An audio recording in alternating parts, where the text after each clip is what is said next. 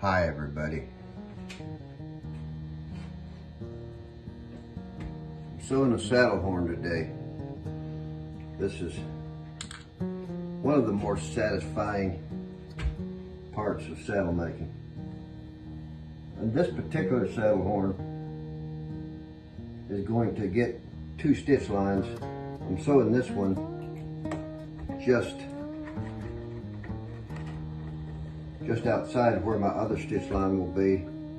The reason I'm doing that on this one is because this one here is going to have a rawhide horn rim. So after I get this stitched on here nice, I'll trim this lip off and then I'll get my rawhide wet and put it on, and it'll get sewed right next to the edge where the actual horn is, so it ends up nice and snug, nice tight fit.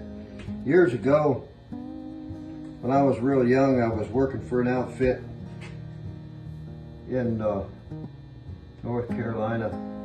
We ran quite a few cows, probably 400 mother cows and 1,200 yearlings. And I had 2 or 3 saddle horses that were pretty good, but one of them was real hard to catch. And one day I was sort of mad, so couldn't catch her. And I took my old gelding out, my old standby old bay horse, and kind of got her up in a corner, and I roped her real good. I roped her good. When she went by me, she was running. She was going in a dead run, and my horse was, in fact, virtually sitting still. And I took my dallies on that old saddle horn, and well, I roped her way too deep because she was going away from me. So I, instead of getting her around the top of her neck, I got her caught right around low around the neck. It's like having a working collar on her. Boy, she hit the end of that rope. It felt like that rope stretched about 10 feet. That time I think I was using about a 60-foot rope probably. And when she hit the end of that rope, she shot straight up in the air, kind of over backwards, but she hit that end of that rope so hard that it pulled every stitch out of that saddle horn. It was sort of a forward sloping horn like this, and she was going straight away. My horse was facing the way she was going, so when I took my wraps, it was sort of a dumb thing to do. It was young and stupid, you know how you are, wild. Anyways, ever since then, all my own saddles, I make sure they have a rawhide horn rim, and rawhide's sort of hard to work with. Some guys are sure better at it than me, but I've never ripped out the stitching again. Most of the saddles I build, I don't do that because it's a lot of extra trouble, and sometimes it doesn't look quite as nice. Doesn't finish off quite as nice, but I think for a working cowboy, it makes a real good rim. But I don't like to sew it all at once, because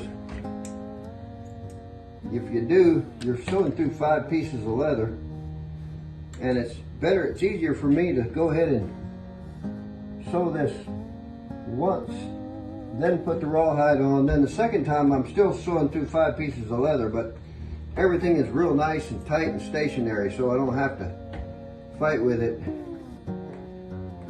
trying to move around on me. It makes a real solid job.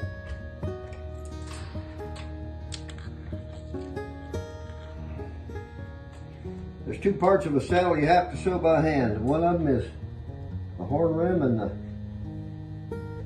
the other is the cantle binding across the back. They don't make a machine that'll do that yet. I don't think they ever will. they'll be printing 3D saddles out of plastic long before they ever come up with a way to sew a camel binding with a machine. But they're called handmade because that's what they are.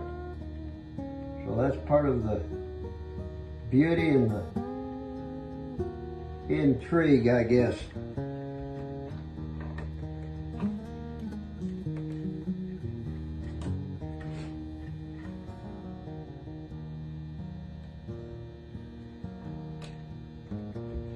Quality. What I like about a handmade saddle and a handmade pair of boots, or handmade anything for that matter, is if you get yourself in an accident or a wreck and you tear part of your saddle up for any reason, it's really easy to fix.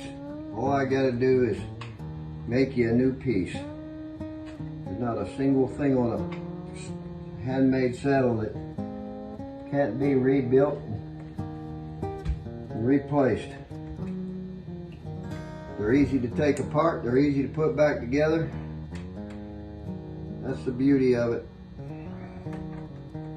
It might cost 3 times as much, but they're 3 times as good. So the way life is, it seems like you kind of get what you pay for.